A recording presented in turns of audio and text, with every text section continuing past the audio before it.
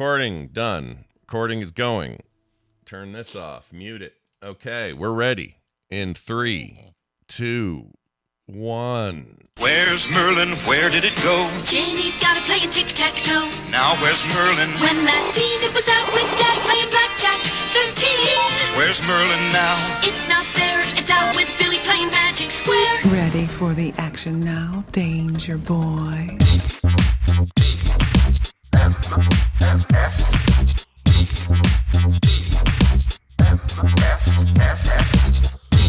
The morning stream. What do you say? We get nipple to nipple.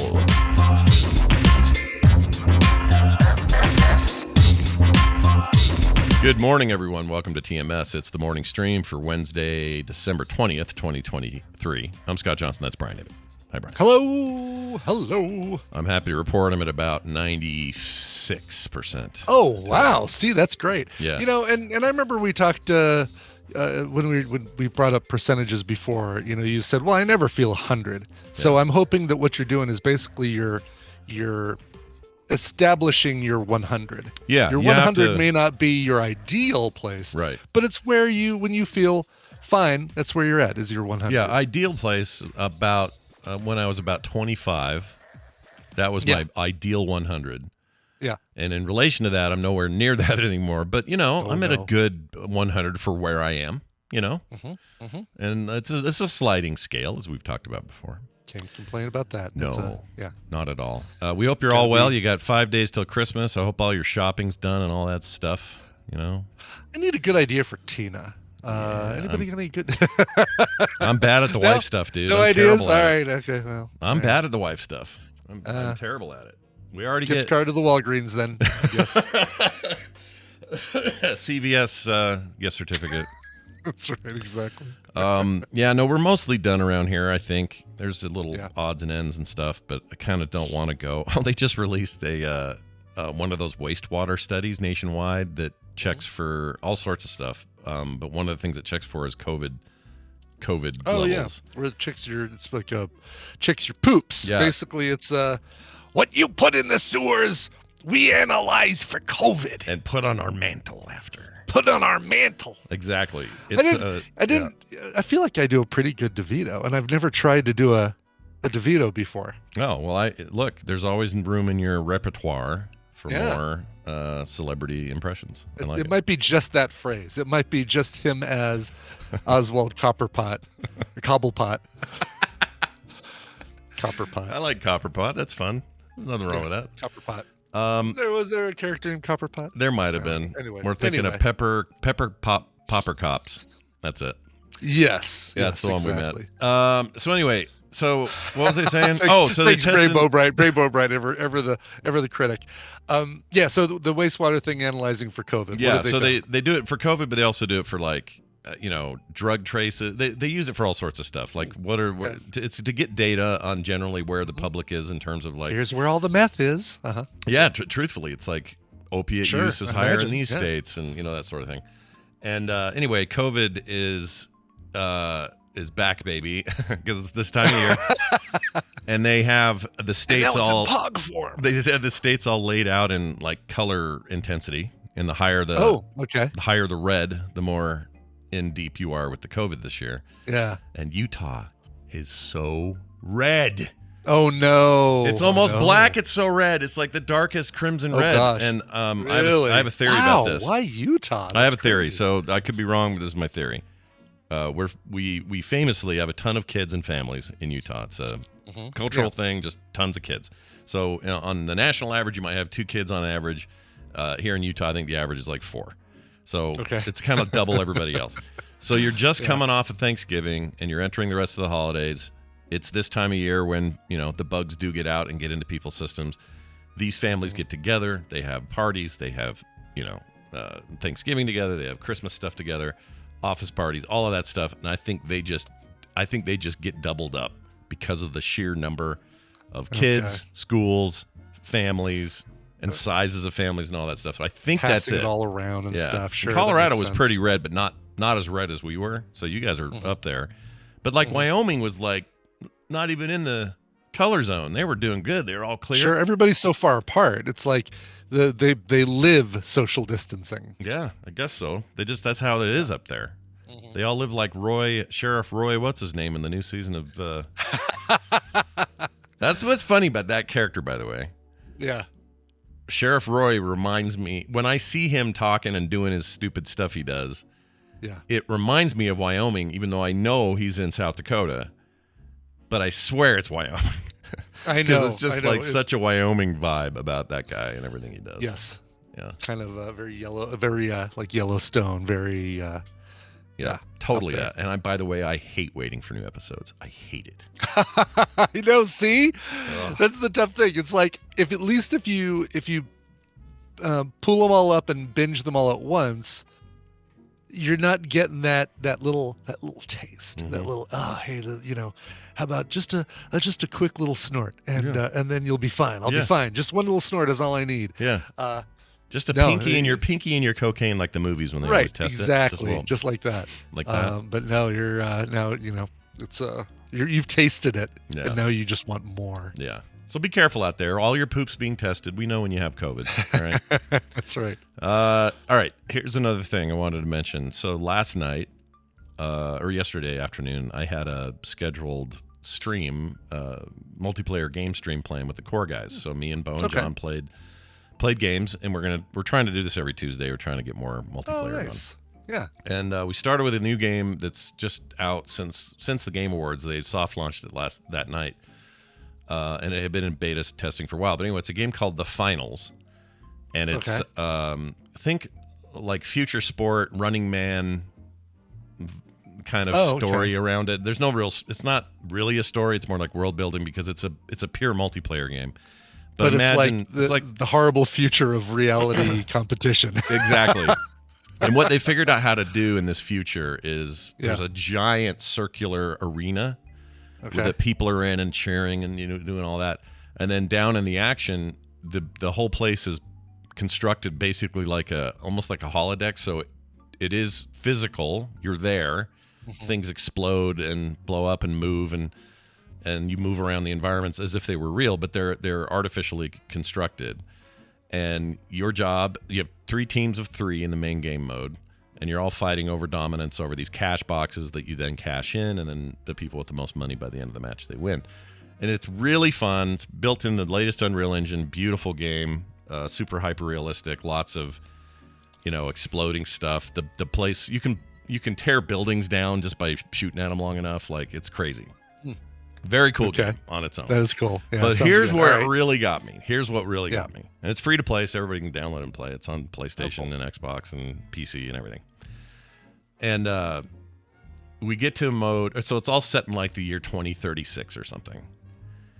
And there's a Vegas map, and I see it pop up, and I go, "Oh, Vegas, cool. That's exciting."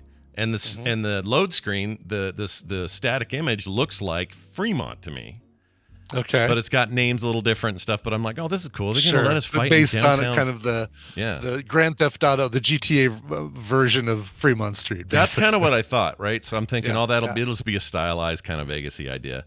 I get into that level, and while none of the casino names and bar names and all that sort of stuff are real, they're all fake. They've been made up. It is a 1-for-1 representation of Fremont. Really? Yeah, oh, and that's it was cool. so cool because I'm down at whatever they call the plaza. I forgot to remember what they called it, but you can go from the plaza all the way down to the other end of Fremont where they load people up for the Sky Zip thing. Yeah. And right, they have the whole over thing with like projected shit happening on it, and the bars where you buy the big lady leg drinks and all that. Like, truly, it is Fremont. Like, it's crazy. And I had so much freaking fun in that level, just tearing it up. And it reminded me of you. And I almost called you when I was playing it so you could see it. I got to figure out a way to tour that level without chaos so you can without see the it. Game being on. Yeah, sure. Which I don't think there's a way to do that. You have to. It's all multiplayer, so I don't think I can. But anyway, it was so dead awesome. on. And all the other, so far anyway, at least from what I've seen, all the other levels are not based on actual places that I know of. Completely fictional. Yeah. Whereas this one is just like dead to rights it's Vegas, and it is definitely old Vegas. And it's so fun to run around in there, and it just, I don't know, there's something about it because we're so focused there when we go there in April every year. Yeah. In that zone that it just felt like going home. It was great. We know that area well, especially those of us who, spend a lot of time scouting it out for Taskmaster, only to find that when the day comes that you actually need to film there, it's both loud and illegal. Yeah. The only big difference here is that it's completely empty of people. Mm-hmm. So it felt like 2020 COVID zone in that street. And it's weird because it's so well rendered to have it completely empty except for these 3 teams of 3 fighting. Yeah. It's pretty kind eerie, of haunting. probably. Yeah, it's weird, man. It made me I'd love to check it out without having to delve into the game. I mean, the game sounds fun. It sounds like a fun little jam. But, it's super fun. Yeah, it's really good. Yeah. I think we're kind of hooked on it because there's a lot of like control point games out there, games where you have to go grab a thing and then take it to a thing and then control that thing for a period of time. I mean, that's not the new part about this. What makes this thing crazy is the chaos of I can blow this building up. One of the heavy guys can tear through the building, kind of Juggernaut style. You can use a hammer against a wall and cave the thing in on the people trying to protect the thing they're protecting and wipe their team. Like the environmental stuff is so cool. I think this is going to be the hot thing for a bit. It's going to be a big deal. So watch for it. That's called The Finals, everybody who's listening who wants to go check that out. The Finals. Shitoutluck.com. The Finals. I don't love the name because there are other games that have finals. It's like saying, well, hey, did you go to the League of Legends finals? Well, yeah, but this is not the the finals. Right. No, it's almost like naming your game play. Yeah. Yeah, this is that whole the discussion we have about bands all the time. It's like about what bands, never thought about SEO. These guys at least know, the finals, but the SEO is around for them. But bands like the and Live. It's great though. I love it. And I fought a team yesterday where the leader of the team looked like Aquafina and I couldn't get it out of my head. That drove me crazy. It was really weird. Anyway, it's fun stuff. We'll be doing more of that game, I'm sure, on Tuesdays coming up. So watch for that. Cool. Quick Fargo correction from a listener. Before we pull Dunaway in here, this is his subject is the discussion of Fargo. Brian says something to the effect of, quote, "There's very little Fargo in the movie Fargo," meaning they're in Brainerd, all these other places. Right. He says, it's been a while, but if I recall correctly, the only scene in the movie that claims to be in Fargo is the external shot of the bar at the King of Clubs and the events that happen within that bar. Mm-hmm. The external shots were actually shot in a bar in northeast Minneapolis, about a mile from where I grew up. The building was redeveloped maybe 20 years ago, but it also cracks me up when I think about it. I don't think there was any actual Fargo in Fargo unless I'm forgetting something. I think he's right. I think that's correct. They're never in Fargo proper. They pretend to be for the bar part. Right. Which is what I was referring to, that there's very little Fargo in the movie Fargo. I think that was brought up at the time. Like, if you're going to this movie expecting to see what Fargo is like, you're basically going to get one scene and that's it. So that's what I meant by. And it's kind of a running gag in the show too, because the show very rarely spends any time in Fargo. Multiple seasons. There are times in Fargo, but most of the time they're in Sioux Falls, or they're in surrounding areas or whatever. And it's part of why that show's great. It's part of why that movie's great. It's weird, and it's for no reason is it called Fargo in a kind of a weird way. Right. Yeah. Except that that's now that's the name you think of. It's just always be associated. It's a great name. It's a short little name, easy. I love it. I love that part of it. I think that's great. Yeah, Icor says, so this is more of a confirmation, not a correction. Yeah, pretty much. Yeah, more of a confirmation, not a correction. Yeah. I guess I called it a correction incorrectly. Tomorrow I'll correct your correction. Yeah, and tomorrow we'll correct that correction and get a hold of us at correction@gmail.com. All right. Listen, I get a lot of stuff wrong on this show, but damn it, when I get something right and somebody, I'm going to crow about it like you got to dig in, like Rooster McCogburn. Rooster It's a guy who didn't McCogburn. do a lot of crowing in the movie True Grit, but and also didn't have a Mick in his name. I just threw that in there. Anyway, Rooster McCogburn. Rooster McCogburn. I like that a lot. Yeah, All I was right. gonna go. I was trying to think of a famous rooster, Rooster Mick, and then someone's like, just go with the name that I know goes with Rooster, which is Cogburn. Just get Cogburn in there. Yeah. Well, look who just washed up on shore. It's old Brian Dunaway from South Carolina. Hi, Brian.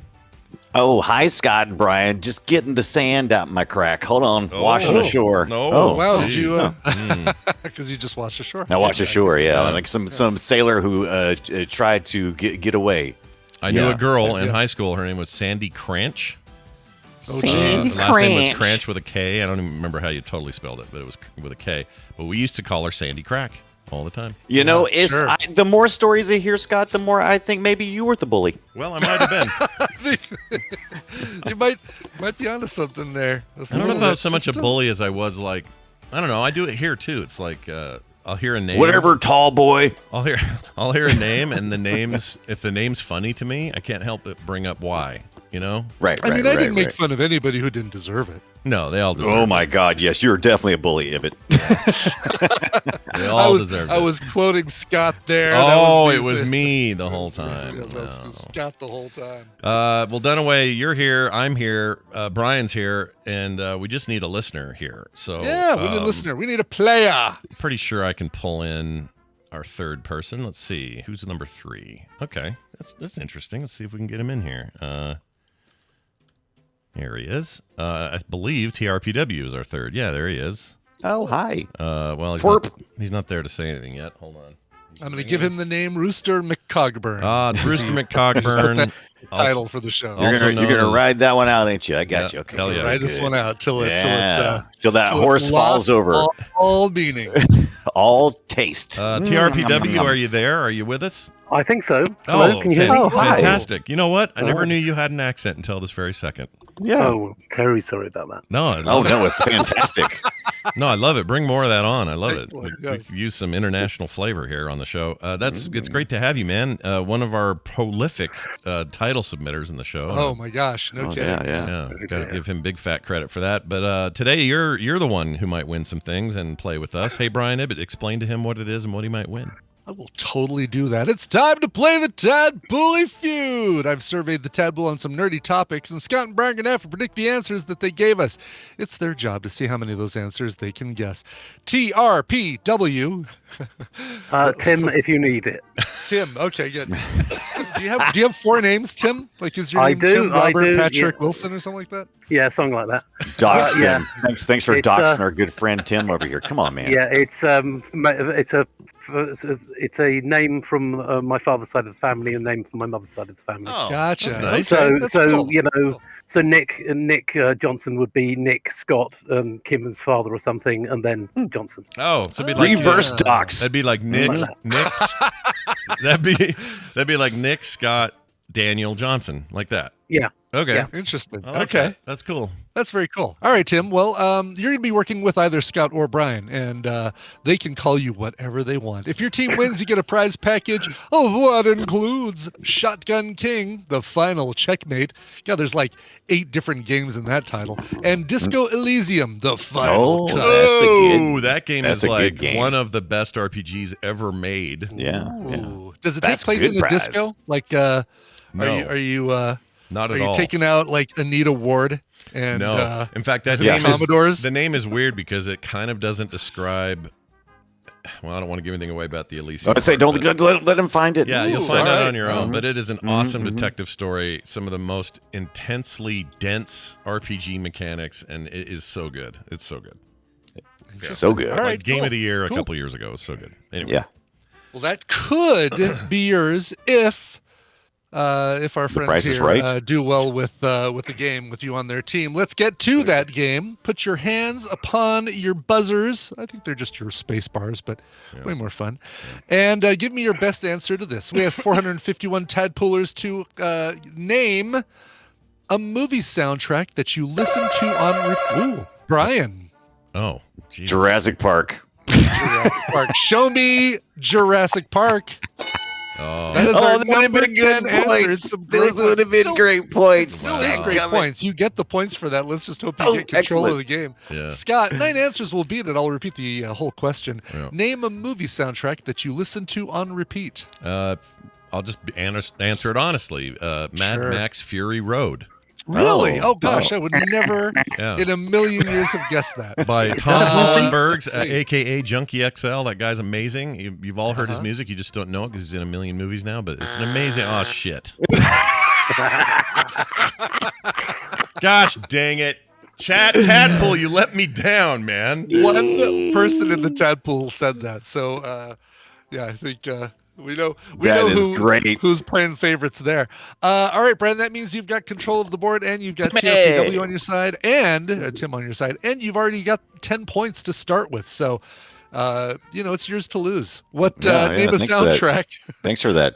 that the tadpolers listen to on repeat? And I Now, will tell you this. Yeah. I lump if there's a series, I lump them all into one. I'm not going to make you, name an individual movie. If there's a series of movies, that'll have good Oh, soundtracks. that's a good idea. Oh shit, I don't like that. Now you totally confused me. Now, Tim, I don't know what your expertise is on soundtracks. None? Not much. No, Okay, no. I mean, I- but John Williams. So you're going to look at Harry Potter and you're going to look at Star Wars. Yes, and you're gonna I look at think all that. those are fantastic guesses. Now, I will tell you that I was shopping for some vinyl soundtrack this past week, and there was a couple of them that caught my eyes. What do you think about the Guardians of the Galaxy You stuff? were looking for them on wax cylinder, Brian? Yes, Yeah. on the wax vinyl cylinders. Yes, please. Yeah, I mean, in terms of songs, they're good. If Right, that's, right. Is it soundtrack or is it song? So doesn't it matter? Yeah. Right. And I will clarify this that I tend to use the term soundtrack and score Yes. indiscriminately when I'm referring to music from a movie. However, if Right. I'm ever talking about the score, I specifically say score. Cool. But in this case, either. And then everybody's confused because you yell it out just by no context. Just score. And you just Right, yeah. exactly. Yeah. Exactly. Yeah, I can't imagine who just yells things like that out. Anyway, Right. Is that your guess?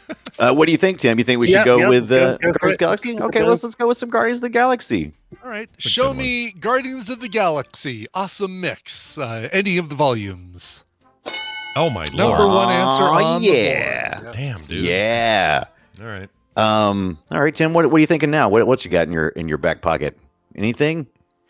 I'm just wondering if there's any musicals that people would like, but I'm not sure about that. I know the one that we listen to around my house all the time. We'll do it. What do you got? It's The Greatest Showman. What do you think Oh, about that one? Yeah, Greatest that Showman. might work. I don't know. Baz Luhrmann. Greatest Baz that the one you're Luhrmann going with? showman. Back off. I'm thinking.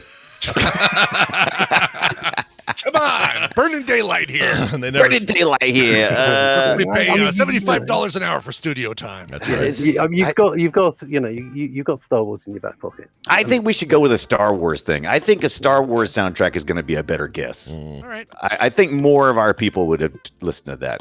Probably. Do we need to be more specific than No, you don't. John Williams Star? Okay, Nope. Star Wars. 'Cause like I said, if it's any of those Lumped it movies, together. then I lumped them all into one. Show me the Star Wars. Yeah, number 3 answer on the board. Pretty much everybody who said Star Wars or meant a Star Wars thing said Star Wars. The Right. couple people said Episode 4, and a couple people said Empire Strikes Back. Of course, I lumped them all into one. Nice. Right. All right. Okay, Tim. What about now? Now should we go with the Greatest Showman? Yeah, Or well, should we- go for it? Or you could go Harry Potter. You just get another. Ooh, one. Harry Yeah. Potter. See, I'm with you. And the I way think he we're- said I Harry think we Potter. got Potter people. Yeah, and the Harry way Potter. the way he just said Harry Potter, you can't deny Harry Potter. in I this mean, it case. feels like if anybody knows Harry Potter, it's going to be Tim. Yeah, I agree. I agree. was once served a drink by Daniel Radcliffe. Whoa. Really? Whoa, Yeah. we need the story. We need I to was know. I was at a theatre quiz, and he was helping out. He was about 15, so it was lucky it was a soft drink and not alcohol. But he was just about. I think he'd just been in the first movie. Wow. Wow. Or Wow, the that's first or awesome. second movie, and he was just helping out with some friends. And Was it butterbeer? What was it? No, it's just Okay. dark Coke.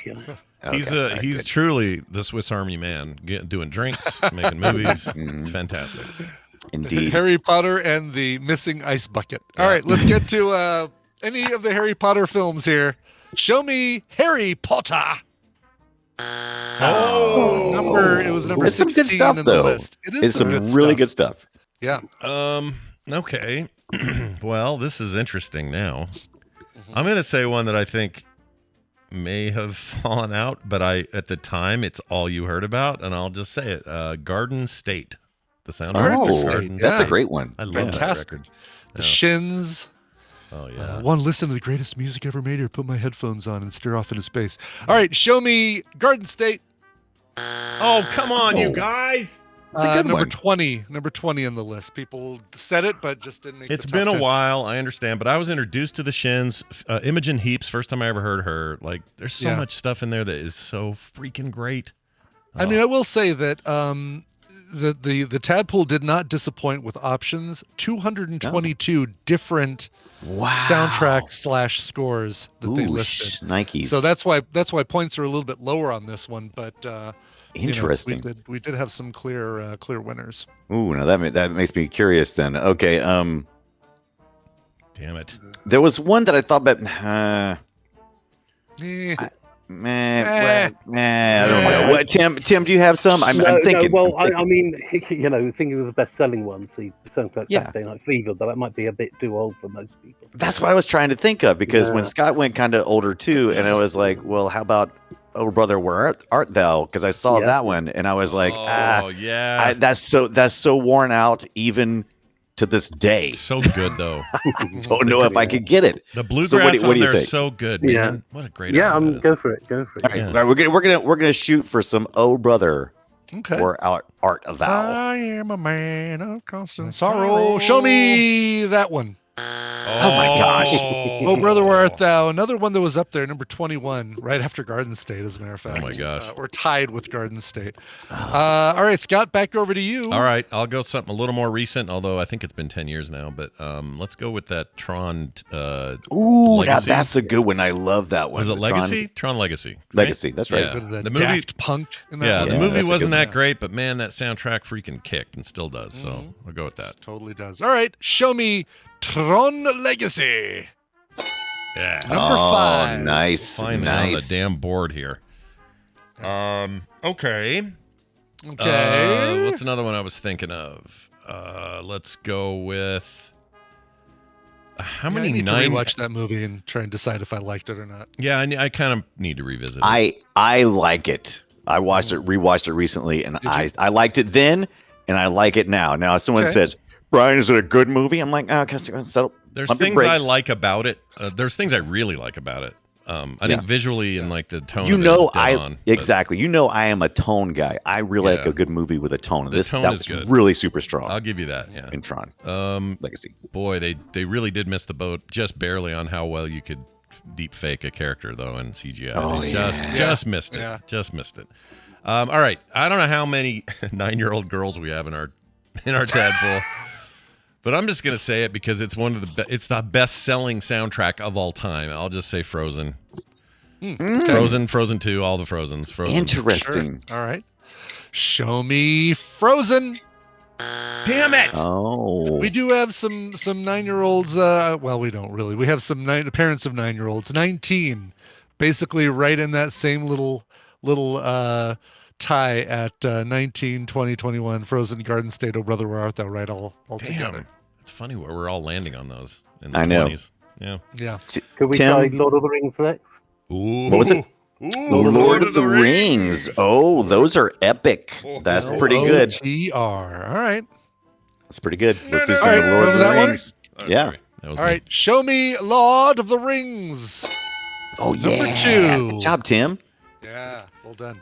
Hey, Tim, what do you think about your namesake Tim Burton's first Batman with the Prince? What do you think about that one? Yeah, why not? Yeah, you're gonna do the bat dance. Yeah, I mean, none of it's in actually. It's none of it's actually in it, is it? No, there's only no. one of them in there. Well, you're right, but people like that Danny Elfman soundtrack. It was really good. Yeah, It was really. What do you think, Tim? Is that the way to go? Yeah, Bat, yeah, bat, go look, for it. give us some Prince. We want a bat dance a little bit. Yeah. No. Just go with a smile. That's how it ends. True It's story. one of my least favorite things that And Prince ever did. where- I love Prince, and I'm This not a town fan needs an of enema. the- Oh no, whatever. that song Not a is fan bad. of the, I agree with Brian. of It's bad. Batman's. It's a very bad song. Yeah. All right, show me the Batman. Oh, son of a butthole! Come on, classic. No, but of all of those movies, Batman did rank the highest, and it was, where is it? A couple people said it. It's somewhere in this list. I can't find it right now. But All right. Well, I'm going to stick with kid adjacent. Sort of, although I love it as an adult, which is why I think it might be on here. I'm going to say The Nightmare Before Christmas. Oh, that's a God, good one.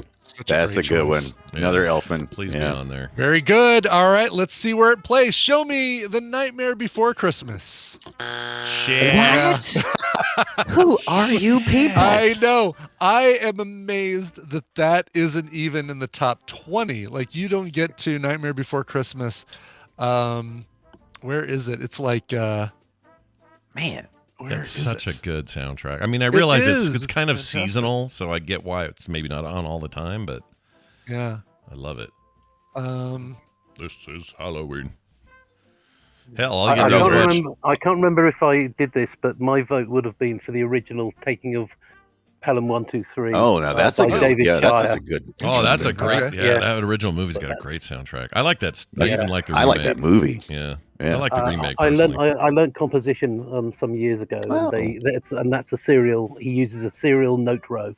Oh, If that's you cool. know about Really? those Wow. things. Yeah. It's, uh, Oh, I bet. So- But the thing is up there. Go ahead, the Carpenter. thing? Sure, maybe. Well, one that you said and didn't go with is on here. Show me number 4, Gummit. The Greatest Showman. I forgot it. I forgot I had said it.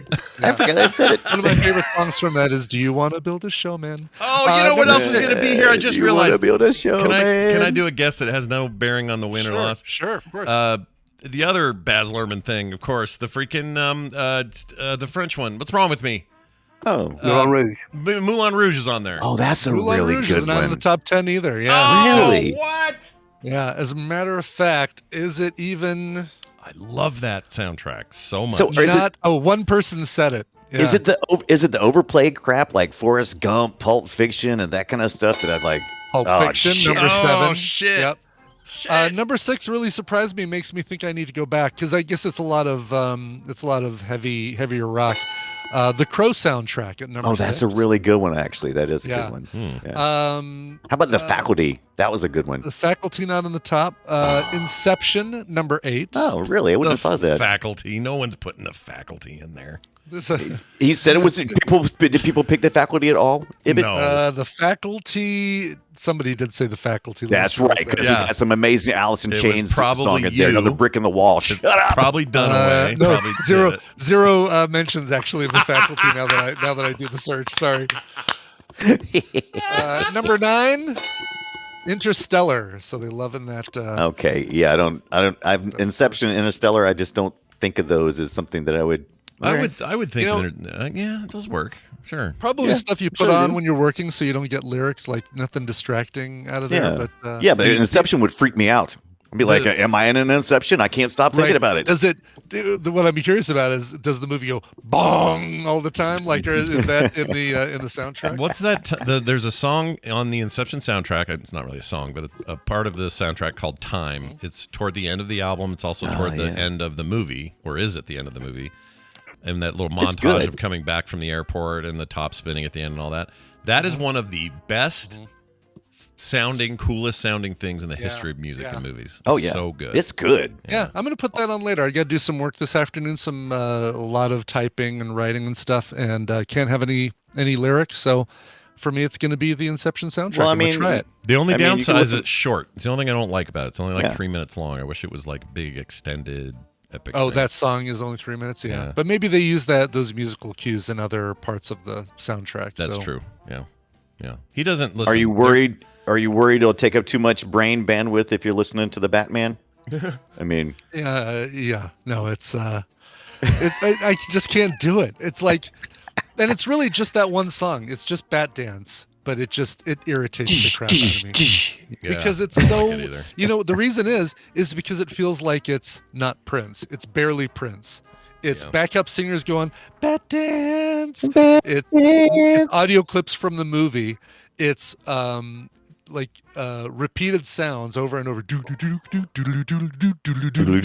That's pretty good. That's pretty good, And isn't it's, it? yeah, and so little Prince. And you look at the stuff he did right before that. You look at the stuff he did right after that. Hey, So hey, much better. Ibit. Yeah. They can't all be winners. No. I mean, come No, on. they can't. They can't. Also, he's just paying the bills. That was just a way to pay stuff off, man. There was no way his heart wasn't in that. But he looks so cool in that one. Well, The looking video cool. was awesome. Well, looking cool and sounding cool. Two different things, man. Yeah, exactly. It was all about the look back then. Of Hey, the, Ibig, you know what I Yes. did? You know what I What? did last? You know what I did last night? What'd you do last night? I came home with some REM CDs I picked up from the thrift store, and I just sat there and sipped my hot tea, and with the lights turned off, with just the Christmas tree lights on, Did you? and just sat there and focused on the albums. That You was were in you the in the dark? corner? That was him in the corner. Well, man, Did with you not even Christmas lights, spotlight? with Christmas lights. I see it. I see what you did there. Well, it's the end of your world, and Automatic We're for the just fine. people, baby. Is that the one you got? Yeah. It's automatic for the or people. one of them. Yeah. Yeah. Cool. Dude, REM rocks, man. Are you kidding me? Yeah. There's none of it. I Boy, don't they like. used to. They put so many songs on that freaking album. I just think every time the next song comes, I'm like, is there's another song? Yeah. Holy. Yeah, you used to Jesus. get get more for your $8 or whatever you paid back then for. Yeah, I those things. paid 50 cents. Oh, 50 cent. 50 Jesus. cents. Wait, That's great. That's $8? good. Wait a minute, $8 for a CD? No, Well, you I'm obviously thinking- didn't go into Sam Goody. I'm thinking Yeah, of those tapes. 13, 15 bucks for a CD there. Yeah, At I'm least. thinking of tapes. I used to buy tapes for $8 at Strawberry Records, and REM's "Automatic for the People." My first version of that was definitely a tape. Oh, really? Yeah, Interesting. I don't even know if there were there CDs when "Automatic for the People" came out. I don't think so. There probably was. I remember one of my friends. He had all the latest technology, and he had a Automatic CD for the way People was a before. later one. Yeah, I think because even Green came out on CD. 1992. There were definitely because the first yeah, CD you're was right. like Born in the 80s. USA. Yeah. Yeah, that was like 85. Or an ABBA, The Arrival by ABBA, one of those two. It depends on who you ask.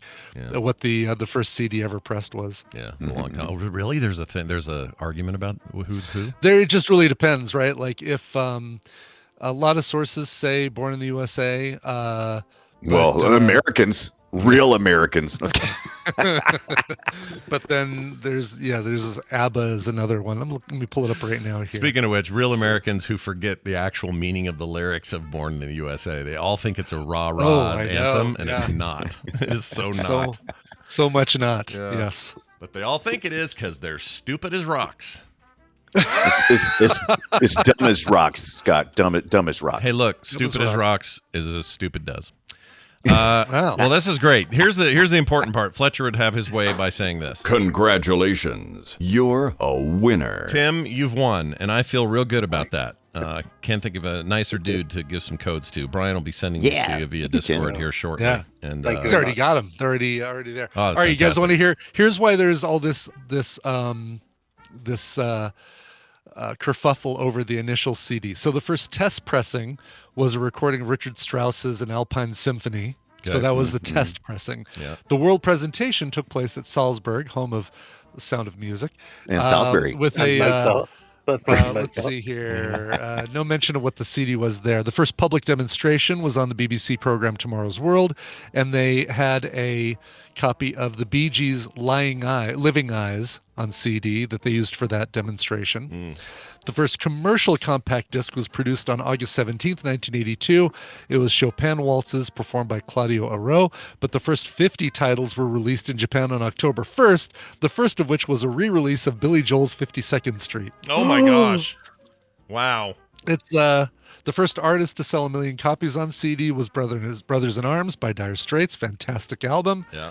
The first major artist to have their entire catalog converted to CD was David Bowie. Wow.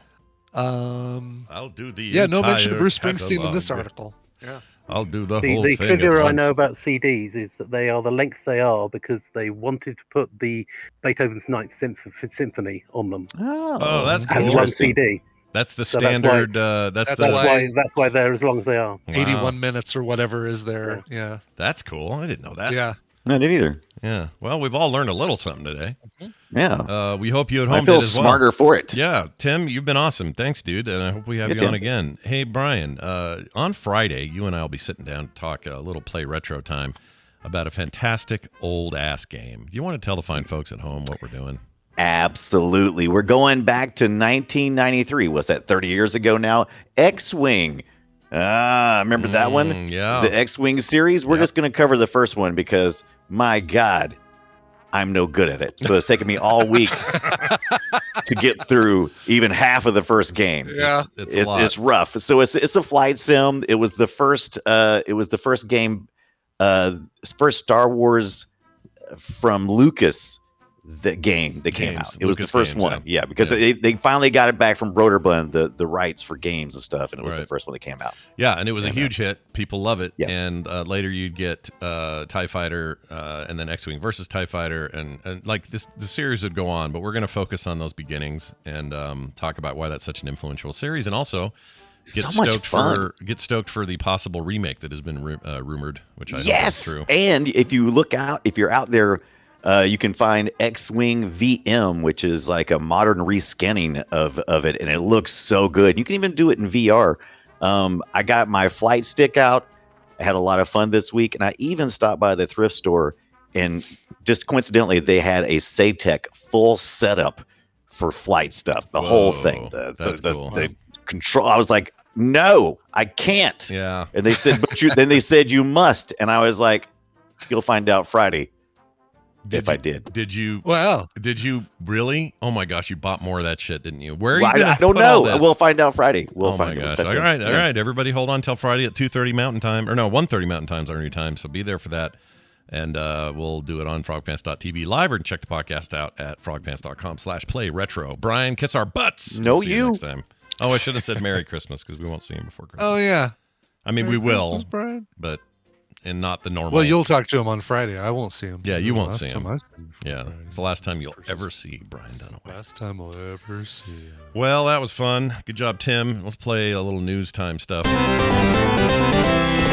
It's time for the news, and it's brought to you by... Hey there, Tadpole. Maybe it's much too early in the game, but I thought I would ask you just the same. What are you doing New Year's Eve? Whatever. If you follow September on Twitch at twitch.tv/9 of 12, it's going to be a great New Year's event and for a great cause. An hour before the TMS stream for Extra Life, September will be joined by Cyrenex, The Gen, Sign, Red Fraggle, and that one weirdo to raise money for Children's Miracle Network while playing Keep Talking and No One Explodes. That's at 11:30 a.m. EST. Then at 10:35 p.m. EST, tune in again to 9 of 12's channel while she does a very special launch event with co-host Sean Wayland of their new podcast, Tipple Theory, and raises even more money. Follow today and turn on your notifications. Do it for the children. Yeah. And we get closer to that, Brian and I will make sure everybody knows our time for stuff. For sure. Yeah. By the way, congratulations on the new podcast, Sean and September. And gotta say, I'm proud that it originated. That the genesis of it happened during America's Next Top Podcaster. Ooh, it metastasized from that. It came out of there. Great. Oh wow, what a terrific way to describe that. You know, like the Thing, or like the alien. No. It burst from the chest of Ripley. Yeah, that's better. I like that one a little better. But there you go. I like it. Well, check that out. That sounds awesome. Stoked for you guys. Let's get to the story. The most dangerous states for driving during the Christmas and Thanksgiving holidays. Are you ready to learn how bad Colorado might be or whatever? Oh, God, yeah. Colorado's bad traffic-wise. It has been horrendous. Yeah, I don't like being out on the road. Keep me out of my Lyft, people. Yeah, become patrons of all the shows we do. Yeah, let's get holy that. Crap. Let's get that better, so you never have to drive again. Yeah. Motor vehicle crash fatalities by holiday in general happen like this. So from 2017 to 2021, this is how long they've been tracking this particular set of data. Thanksgiving, 2,456. That's the highest on average. Labor Day, this is nationwide. Labor Day, 2351. 4th of July, 2345. Memorial Day, 2191. And Christmas, 1680. Christmas is the lowest of the traffic fatality stuff. More than 32,000 lives in total were lost to motor vehicle crashes in the months of November through December across those 5 years. at a rate of about 1.2 fatal crashes per 100 million miles driven. So it's still, it's low percentage-wise, but you don't want to play that lottery, okay? Yeah, right. Let's see. Massachusetts is the deadliest state to drive in November and December with 0.61 crash fatalities per 100 million miles driven in the state between 2017 and 2021. You're in the least deadly state. Oh, I'd read that as most. Whoops, sorry, Massachusetts. I gave you a little shit you didn't deserve. They're the best. It's like, oh man, so I've got the colors completely backwards on here, but Massachusetts. Then after that, you got Minnesota, and then Utah's the third best record, which surprised me because we're always wiping out shit on our freeways. But whatever. I guess my perception's wrong. I think it's because nobody has to go very far to get to their family's houses for Thanksgiving, Christmas, any of that stuff. I guess so. Because they all live right there. Yeah. I don't know. Yeah. We're pretty spread out, though. I don't know. And I feel like we're weird. That's kind of anomalous. Because those other ones, they sound like they're more populated, right? Minnesota, Massachusetts, tightly packed. Yeah. Closer, I would think. I don't know. But why am I on this list? I don't know. Rhode Island, New Jersey, and New Hampshire and Connecticut are also in the top 10 safest. Now let's get to the most dangerous. Yeah. Things get a little gnarly here. Poor Brian, poor Bobby. Yeah. They're in the worst spot. Poor the South, basically. Yeah, pretty much. Yeah. South Carolina, deadliest state to drive in November, December with more than 1.9. Yeah. They cracked the full percentage point. Between that time and this and the 2021, Mississippi, Louisiana, Montana, and Florida complete the 5 most dangerous list. Yeah, those other ones like Louisiana, Missouri, Mississippi, Alabama, Georgia, they're all dark.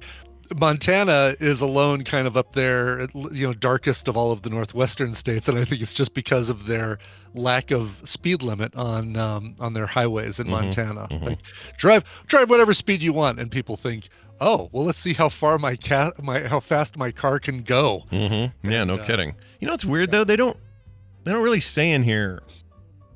I don't know why they don't include the first, because that's your drinking holiday. The first? The 1st of January. That's not in this data. Oh, nobody drinks on the 1st of January. They well, drink the night before. New Year's Eve. Yeah. So I guess that. You think right. New Year's Eve should be on here as well. And if they're counting that in December numbers, then Christmas is still less. Mm-hmm. I don't know. They didn't. It's weird how they did it. It is funny because you think Thanksgiving, Labor Day, 4th of July, Memorial Day, Christmas, New Year's Eve needs to be on this list, and it's definitely an omission to not have it be in there, because I'd argue it's probably higher than Thanksgiving as far as no doubt. Here's a crazy bit. This is crazy to me. Mm-hmm. The holiday month motor vehicle crash fatalities by gender, 2017 to 2021, wildly male. Yeah. Wildly male. Now they do it by age group. So at 16, obviously this chart goes. Yeah. And the men go bananas. They're at the 500 level on this chart. 200 for women is where they peak. And then they both kind of decline in the same way, and then they start to narrow down as you get to be real old. You're getting in accidents about high the same 70s. Rate. The numbers are starting to join together a little close in the 44 to 48 range. Mm-hmm. Like that's where men kind of dip and women only slightly dip, so they get a little bit closer. But I mean, you look at the youngsters, the teens to early 30s, and they're just like way up there. Yeah, let me put this up for the chat so they can see this. This is crazy, this chart. Mm-hmm. I love data like this because I'm dying to understand it. My guess is it's there's a lot to read into this. Yeah. But I don't have all the info here. Like I don't know what rate of men drive versus women in terms of actual driving. Sure. Also, how many of these fatalities up in the upper echelon were men driving with women as passengers, and it just so happened to be that the man was driving? Like, I got a lot of questions. Or women driving where the men are always in the passenger seat because they fall asleep if they tend to drive. Yeah, like me. I'm one of those low numbers with my wife driving. Yeah. I guess I'm a no number because I haven't died. Let's see. There is this one. Number of deaths in motor vehicle crashes per 100,000 people. 10 dangerous states. We talked about the top few. Let's get the rest. South Carolina, Mississippi, Louisiana, Montana, Florida, Oregon, New Mexico. At 8, we have Oklahoma, Arkansas, and at number 10, Arizona. Arizona really was a mess. That's I don't like this hexagonal map they put in here, by the way. I think it's horrible. Why not just use a regular map and color in the areas? Because look at the location of Colorado to Utah on that little hexagonal Oh, map. yeah, look at that. Look at this chat. It's like, apparently Colorado shares a border with Nevada, and Utah is southeast of Colorado. Yeah, what is this, Warhammer 40K tabletop layout? Right, Like, I don't like this. exactly. Like we're playing Risk. What's going on here? Yeah, I don't like this. This is dumb the way they did it. Why don't they just do the state There's and put no the reason. number? There's no reason to. Yeah, just do. I guess it makes the states like the New England states a little bit bigger, so you can see how Massachusetts compares to Vermont, for example. Oh, that's a good point. And then And California, Rhode Island is big and stuff. California and Texas aren't like gigantic. Yeah. It would be cool if the whole country was laid out like this, though. Would it? Actually, kind of would be. Yeah, everybody would be they'd have 3 corners in every state. You could go visit. Every state has multiple 3 corners. Like, yeah, that's true. So depending on what side you live closest to, you just go over there. yeah, unless you live on the coast, you've got 6 3 corners that you can go visit. I'm down for this future. That is going to do it for today's news. We're going to take a break. When we come back, Tom's Tech Time, Recommendals, and more. Stick around. Brian, you have a song we can play in the meantime? I do. And just like TMS, which is the place that makes me happy, I'm quickly trying to pull up my notes because I didn't do that while we were talking about that last news article. Yeah. So this is a little bit of a stall, right? Sure. Yeah. Yeah, I recognize it. It's familiar to me. Oh my God. And I'm still not, there it is right there. Whew, okay. The Moss. This is a band that is selling out their winter tour dates. This is a song that is just thriving on radio and people's playlists. These guys are based in a faraway land called Salt Lake City, a band called The Moss. They've thundered through the beginning of their December tour dates with a streak of sold-out shows all over the East Coast: Washington, D.C., Philadelphia, Boston, New York City, Charlottesville, Nashville. But home there with our friend Scott Johnson. Oh. This is their new song. It's called "The Place That Makes Me Happy." It's already approaching top 25 on alternative radio. Remember radio, folks? So check it out now. It's also been Spotify added it to their Alt Now playlist, and Apple added it to Alt Control. I'm going to start my own podcast called Alt Delete. Here is The Moss and their song, "The Place That Makes Me Happy." All right, we'll see you guys on the other side. Clean. I mean, really clean. And it holds any set I want. New beer-enriched shampoo, Body on Tap, gives your hair super body, super hold. Brewed with 1/3 real beer. Wow. But don't drink it. Now, hold on just a second, lady.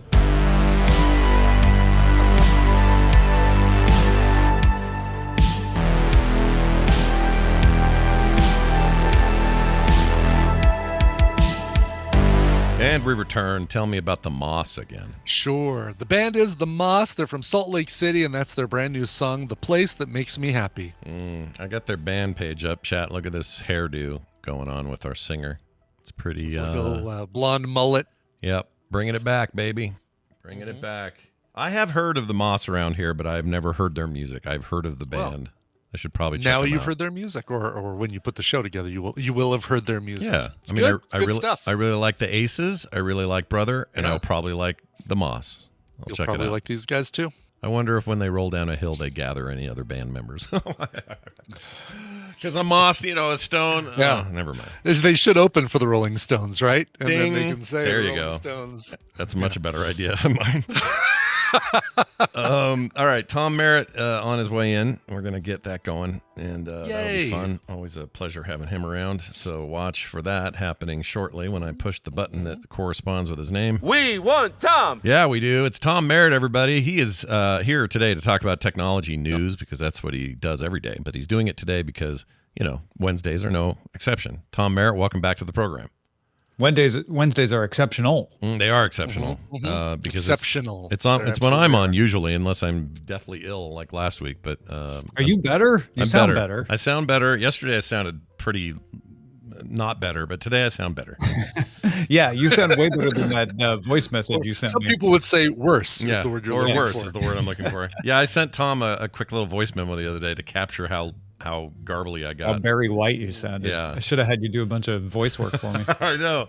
I missed a real window there for late year revenue possibilities, but instead I'm feeling much better and looking forward to being on today. I assume you're out there with your tech shopping cart finding all sorts of stuff to cover. What's going on? Indeed. So Sony recorded its best ever November for the PlayStation console and is out there just touting and leaking and crowing about how good the PS5 is doing. It had set a target of selling 25 million PS5 consoles in its current fiscal year. Companies have these weird things where their fiscal year ends not on December 31st, so Sony's ends on March 31st. They wanted to sell 25 million by then, and it looks like they probably will. According to an interview with Eric Lempel, who's the vice president for global marketing at Sony Interactive Entertainment specifically, said, given the momentum we've had in November and a lot of what we're seeing in December, we're feeling very good about sales overall. And they're especially good when you compare them to the Xbox. PS5 sales grew 65%, according to Ampere, over this year. Xbox sales fell 15%, particularly in Europe. Oh, wow. They just bottomed out. Yeah. So the PS5 has outsold the Xbox Series X and S by about 3-1. Wow, it's pretty good. Also, they've always kind of had a lock on Europe. Xbox has had a hard time over there penetrating it. Worse in Japan, Not obviously. a shocker there, I guess. Yeah, but that's good to hear for them. I feel like they owe, well, I guess they're owned by them now, but they owe the studio behind Spider-Man a lot of money. And the reason I say that is because Insomniac is literally carrying the PS5 right now. There has been very little, other than third-party stuff that's great on everybody's platforms.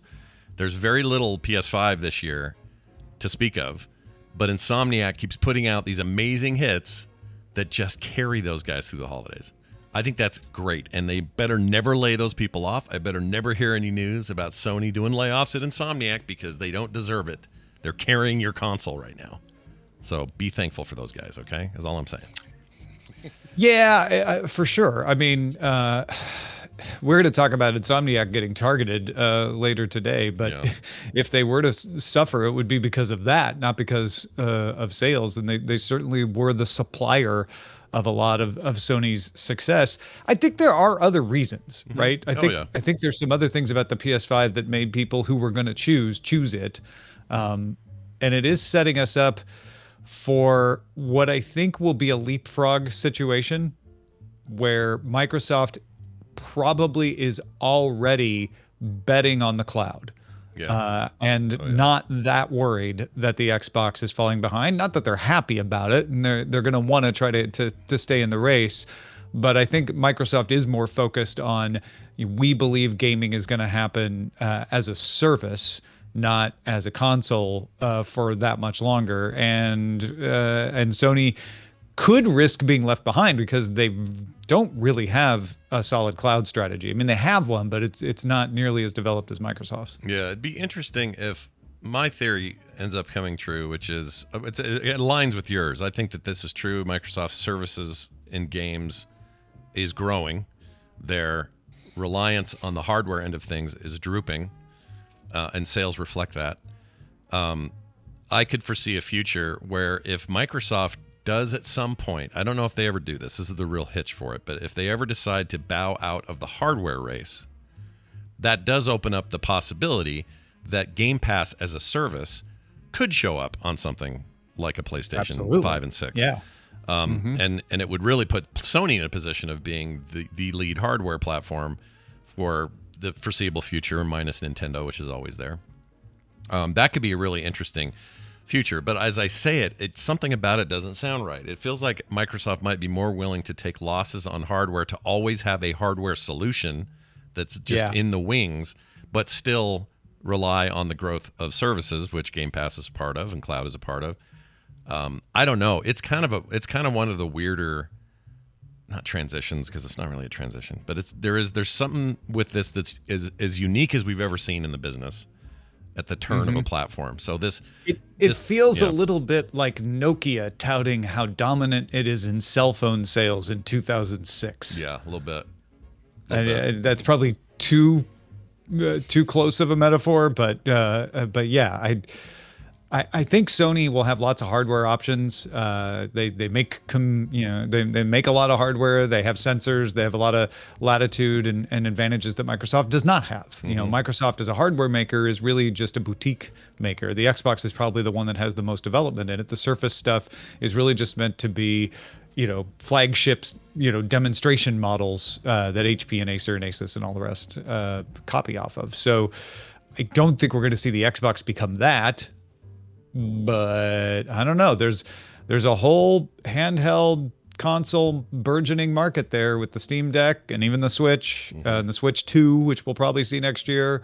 That I'm very curious what Sony and Microsoft are going to do about that. Microsoft's obviously going to make its cloud gaming available on whatever platforms they are, but doesn't it want to have a Surface game platform too? I would love a Surface handheld. I would think that would be a really smart move for them. But at the same time, Microsoft has spent their entire existence making a thing that OEMs to everybody. And I'm not saying we're quite there yet, but there is a potential future. We've tried this before with 3DO, and there have been other consoles in the past that have attempted this and failed to some degree. But the idea of third-party game system makers, either tied to your television, portable or dockable or both or whatever. This could be the time that actually works. And the service, unlike the OS, although they could provide that too, I suppose, but the back end could be a Microsoft provided back end, and that just fits within the Microsoft business model. I don't know why they wouldn't pursue that. So I don't know. It's going to get They're weird. all cloud all the time, and AI, which I don't know how that plays into this, but that is one of Microsoft's biggest area of developments after cloud. So I would keep an eye on what they decide to do with video games there too. Yep. It's going to be interesting. Well, today we're going to talk about this Insomniac leak a little bit more, along with a whole slate of other great stories. Tom, is there anything else happening that you'd like folks to know about? Yeah, keep reminding folks that if you really want my take on tech directly, just from me, and some people don't. That's why we do Daily Tech News Show, so we can get a lot of other perspectives. But if you're like, man, I really want to just hear what Tom thinks, I've got a free tech newsletter, freetechnewsletter.com. It comes out free once a week, and if you want it every day, that's available for a paid subscription as well. So go check that out, freetechnewsletter.com. You'll get it on Thursday. Fantastic. Tom Merritt, Merry Christmas. Merry Christmas, Scott and Brian. Yeah, we want you to just have the merriest of possible Christmases. Oh, you too. Bye now. All right. Aw. It's cute, right? It's adorable. It's very cute. Very cute. Yeah. Let's get recommendals. Oh, yeah. Yeah. Some stuff I want to hear about in this today. Right. Not that I don't, there's always stuff in here I want to hear, but in particular, there's a couple things I really do want to hear about. And we're going to go ahead and start that call, get these guys in here, and play this. Well, what do you recommend? Yes, that's the sound of recommendals spinning up. And we have with us Randy Jordan today. Hello, Randy.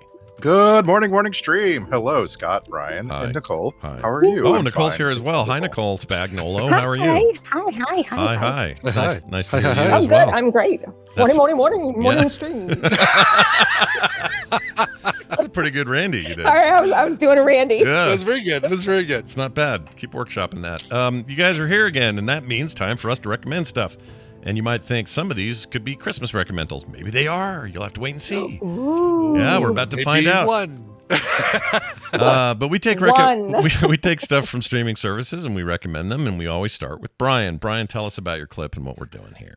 Yeah, this is one that it's a movie. Just came out at the beginning of this month. Jumped on it because the premise sounded really intriguing, and I really like the actors that are in this thing.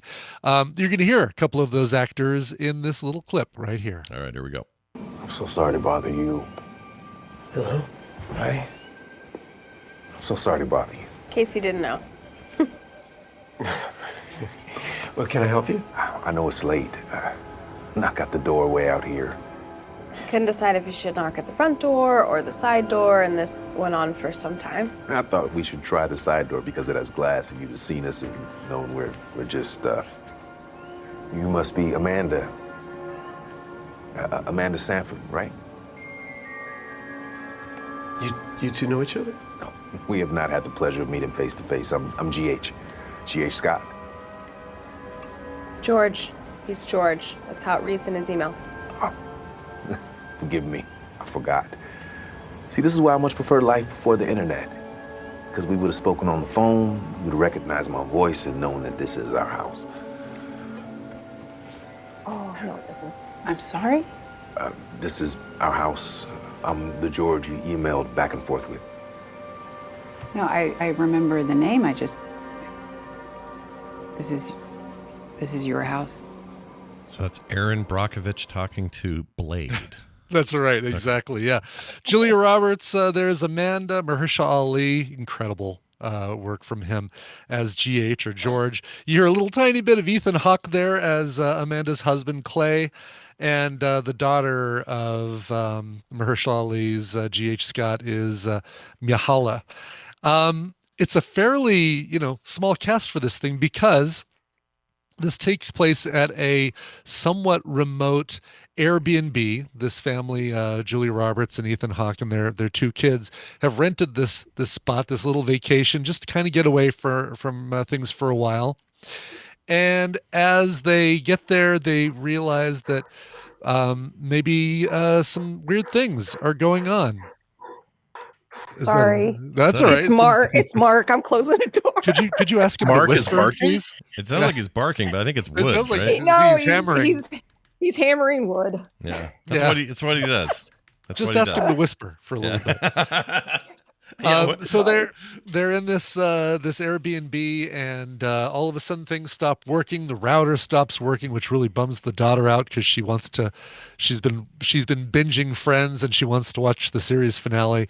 But also their phone signals are even getting cut off, and weird things start happening around this house. Not, of course, the least of which are its two owners coming back and asking if they can come back and stay in their own house while the people who are renting it via Airbnb are there as well. Some things that you want to know going in. This is a very suspenseful paced film. I was talking with someone in the Tadpool earlier in Discord, Racer951Y, about the pacing. He didn't care for the pacing, didn't like it. Is it slow? It's a slow paced movie, Okay. and it sets up what I consider to be some incredible suspense, because you are finding out about what's happening in the world through these people, as opposed to the way you'd find out about in other movies where it would cut to the government and here's what's going on here, or cut to the police, or cut to someplace else. You are basically just as in the dark, literally and figuratively, as this family, and the information. It gives me the Happening vibes. Is that accurate? Remember The Happening? Other than being shitty, other than being terrible with The Happening. Right. I mean, yes. Yeah. Very. It's got kind of that confusing. What the hell's going on? From that aspect, yes. Yeah. Happening. I still don't know what happened in that movie. Well, and that's I won't say that this has an ending you might not expect. It does. It has an ending you might not be waiting for, but I think for me it was a compelling ending. Satisfying ending? I don't know, but a compelling ending. It's a movie that you think about. Did you say the name of the movie? Oh God, did I? I don't think I did. Jeez, sorry. Christine Fletcher is hastily typing an email right now. Leave the World Behind is the name of the film, and it's on Netflix. Came out really quickly in theaters, probably so that it could potentially capture awards and things like that and qualify as a motion picture release, but just came out on Netflix officially on at the end of November, beginning of December. How's it's based off a book. Yeah, too, it is based on a book, and the only thing it looks like they changed from the book is that Mahershala Ali's daughter. It's his daughter instead of his wife that comes back to the house. So what's to Kevin Bacon's role? What's he do? I see he's in the cast. He plays another person who kind of lives on the outskirts, somebody that Mahershala Ali is familiar with, and kind of represents one extreme level of what how people react in the situation that's caused by this movie. Interesting. So yeah, but it's a small part. So you might even call it's a small part. It's like bit part, like bacon bits almost is what you're. You get bacon bits. Okay, exactly. Got Not it. the kind you got in Wild Things, but you get a different kind of different kind of bacon bits. Okay. Different kind of bacon bits. Cheshire Cat 42 says, "I've heard this movie is shite and a waste of time." You would hear that. If you look at the yeah, I even brought that up before. Like if you go to Rotten Tomatoes, you'll find the critical reviews are in the 70s. Like it's a fairly good score for critical reviews, but you find that a lot of the audience reviews are low, and part of the reason for that is because it's co-produced by Barack and Michelle Obama. Yeah, Higher Ground. So yeah, anything made by Higher Ground gets review bombed by people who come from specific websites. They post the exact same, they copy paste the same review. You go look at Google reviews for this thing. Yeah. There's like over 7,000 reviews. Over 4,000 of them are 1-star reviews, the same exact copy paste. Yeah, they have a deal with Netflix, this new company, this production company of theirs, to make a number of things. There was a documentary he hosted about something with animals. I don't remember what it was. It was like a nature documentary. Oh no, it was national parks is what it was. Mm-hmm. And yeah, I mean, honestly, I don't care who the ex-president is. If they have a production company and they're making content, this will happen. Yeah, exactly. No matter what side of things. It never matters. It's just so, I don't know why they're in this business to begin with, because you're just going to get heat for it, but whatever. To clarify though, that's not the only reason, that's not the only complaint people have. Some people probably don't care about the production company and were unhappy with the pacing of the ending. The person I mentioned, Racer didn't like it because of the slow pacing and the ending. Or actually, I guess he didn't mention the ending. He didn't like the simplistic commentary, social commentary, I think. I disagree. I felt like the pacing added so much suspense to this thing that it really, really, really created a very, very compelling story. That guy who directed it, I know this guy's name. Why do I know this? Oh, he's the Mr. Robot guy. That's what it is. The executive producer of Mr. Robot. Right. Oh, that's cool. And did it have that vibe?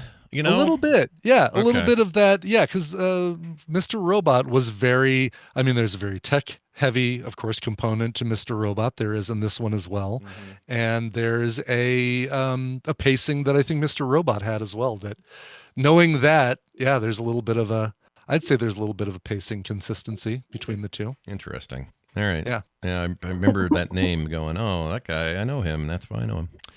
Awesome. All right, so that's Netflix. Yeah. It's called Leave the World Behind, and Cheshire Cat 42. Yeah, don't watch it. if you're going into it kind of based on what you've heard about and what you know about it. If it's not for you, it's not for you. So definitely don't worry about seeing it. No. But if the rest of the folks out there like suspense and kind of like these perspective from a kind of a mysterious, suspenseful perspective from movies like this, almost one location kind of movies, then I think you'll get a kick out of it. So one final question. I like end times kind of society upside down stuff. I like apocalypse. Then I think you'd like this. Well, let me ask you this though. This kind of gets you there. If I like that, here's the reason I like that though. Usually I have to have someone to root for. Does this give me people to root for, or are they unlikable a-holes? No. 100% the person like Mahershala Ali is absolutely the person in this movie that you love, you support. You're like, oh my God, this is who I'd want to be in a situation like this. Julia Roberts is paranoid and kind of on the edge and kind of goes into this thing with a lot of trepidation, probably has some baggage, but the fact that these people are just showing up in the middle of the night wanting to be back in their house kind of already sets her off, and she never fully recovers from that. You kind of root for Ethan Hawke as well as her husband. So I think between, you've definitely got people to root for in this thing. Ethan Hawke, Mahershala Ali especially. Okay. And all right. Yeah. That's usually a key for me. I have to have that. There you go. We are still firmly entrenched in the era of mystery thrillers being ripping off Black Mirror, and I'm all for it. I'm all for it. Yeah. I am too. Yeah, C-Spawn, who said that he really enjoyed it, also said it's Hitchcock-esque, and I would say, yeah, kind of in the way Rope. It reminded me a little bit of Rope by Alfred Hitchcock. Famously, it was made to look like that was done without any cuts. It was one long take. Rope is, obviously there are ways that Hitchcock faked that, but that's what this kind of reminded me of. There's something going on. Maybe somebody in the group knows about it, maybe they don't, but you're kind of waiting for information. You're waiting for stuff to happen, waiting for a plot point to drop. Interesting. All right, well, there it is. Waiting for tomorrow. Should I just read the Wikipedia? Or go to tomorrow. What is it? Oh, what were you were wondering if it was scary or leave the world behind? Sorry. Well, yeah. It's not scary, not bloody, not no gore. No. Suspense is the thrill right on this one. So I'm just wondering if I'll get impatient and go, just tell me what it is. Just tell me. Just tell me. Yeah. I mean, it's not so slow paced that things aren't constantly happening. Yeah. It sounds like brilliance. I like to be spoiled on certain things. Like I don't know. I don't hold like the Mist. Oh, you spoiled it. It's like, did you like the Mist? Because there's a lot of points in the film where people are just kind of talking about what's going on outside without. I didn't watch the Mist. Okay. Only in clips, and I think I watched the point in the car, and I was like, "What the?" Oh wow! You jumped to the part that nobody should know about. Right into it. Damn. Yeah, that's one way of seeing a film like The Mist. Holy crap! Yeah. All right. Well, let's move to Leave the World Behind on Netflix. Let's move to Nicole. Nicole, we got a real sea change in tone here for what you brought. Yeah. Tell us what you want to say before I play this clip. So every holiday season, I like to add movies to our kind of lineup. So for us, it's always Christmas Vacation, Elf, Daddy's Home 2. That's Daddy's Home 2. All of the Rudolph and the kids the classics, stuff. the classics. Rankin Bass animated stuff. Yeah. So I'm always looking for, like, we've tried to add Arthur Christmas. The kids don't really like it, and So, but there's been actually 2 that's come out this year that we've watched. We watched one last night, which I did not put in a recommendal because I'm still not sure. I don't think it's going to go into our rotation, but this one might. It's out on Amazon Prime. It's cute. I really enjoy. I was expecting a different animation style, but I was pleasantly surprised by the animation style. That's my favorite thing about it. I haven't seen it yet, but based on the trailer, that's what I love that look. It's insane to me. And it just came out a couple weeks ago on Amazon Prime. So you might not have even heard about it. It's controversial in that for some reason Max passed on it and sold it off to Prime, which is weird. Oh, really? Yeah, because Warner Brothers, they own the rights to the characters we're talking about. I don't know why they didn't feel good about putting it up there, but it's become this little underground hit on Prime. So I say boo-hoo on Max for skipping. But anyway, let's play it, and you guys can hear it for yourselves. Here you go. Merry Christmas, Gotham City. In breaking news, Gotham is officially crime-free as Batman continues to clean it up. Dad, I'm ready to be a superhero like you. Merry Christmas, kiddo. My own utility belt! which should only be used in case of a bat emergency. Oh, come on, Dad. I'm not a baby. Hey, I never said you were a baby. Emergency! Call for help! My precious little baby is in danger. It's the Justice League. Sorry, Damien. I gotta go. Shall I assume we did not see the bat razor? I like it. Totally ups my intimidation game. You have donut crumbs in your intimidation game, sir.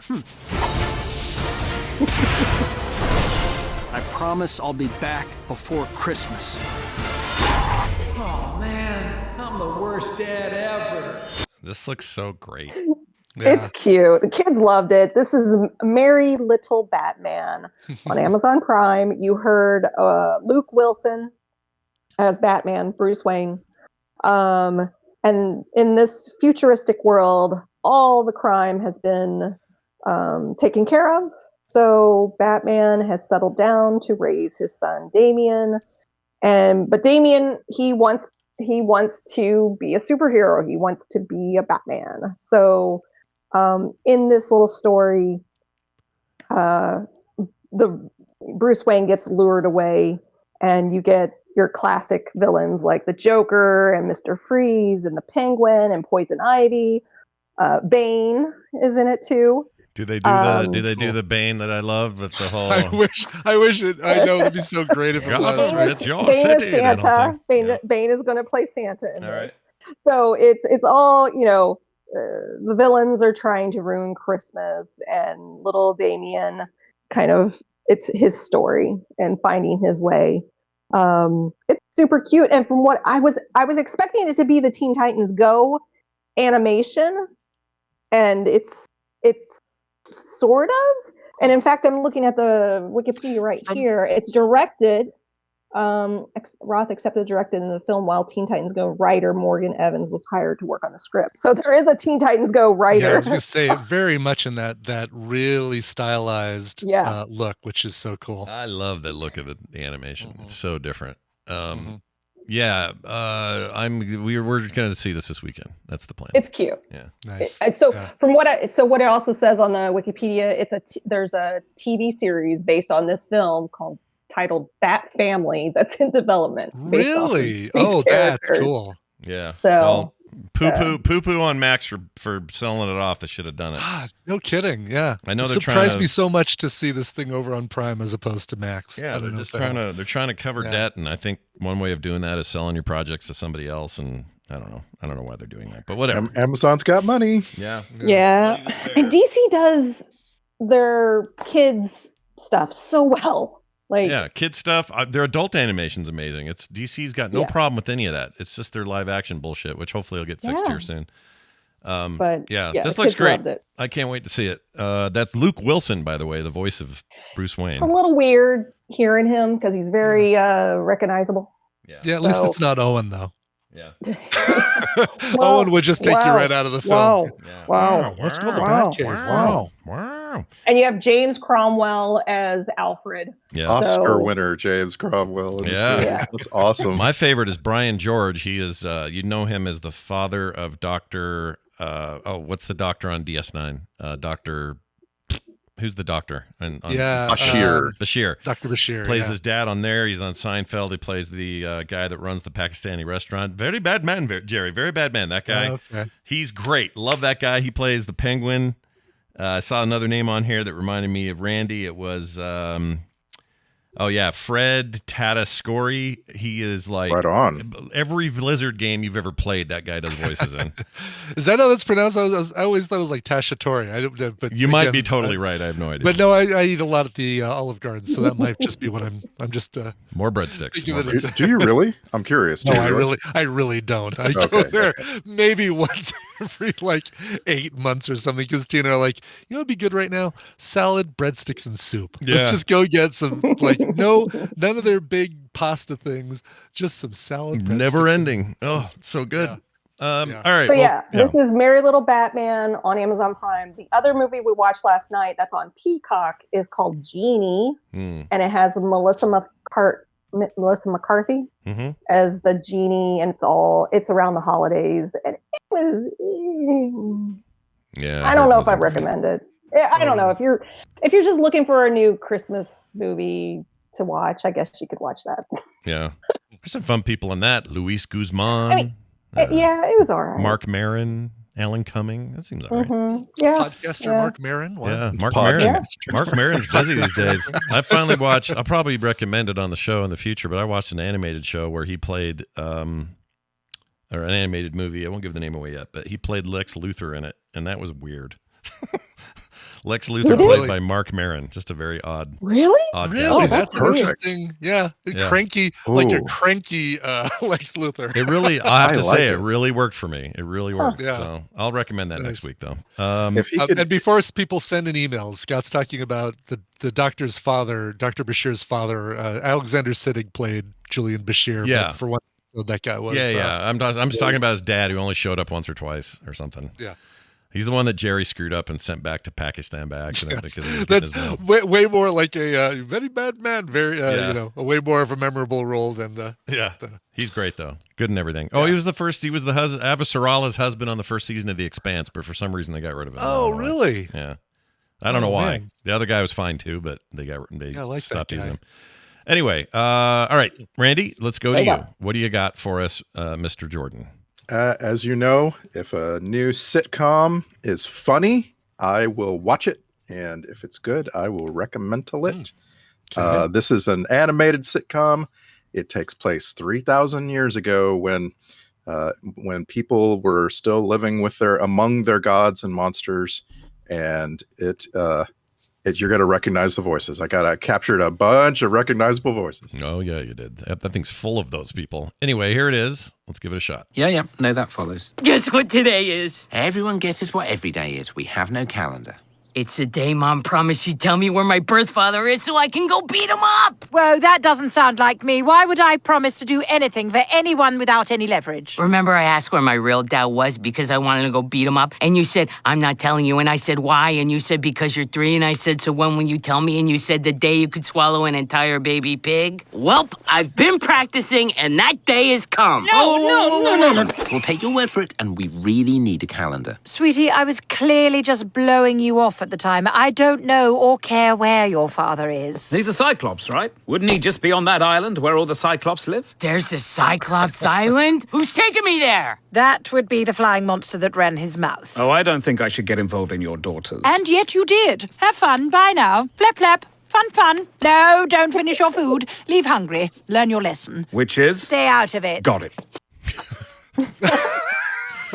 All right, some great voices in there. Wow. This is Crapopolis. Yeah. This is a laugh every 10 seconds. It's I'm curious to hear what Scott experienced watching. I guess you watched one episode or so. I watched 3 of them. First 3.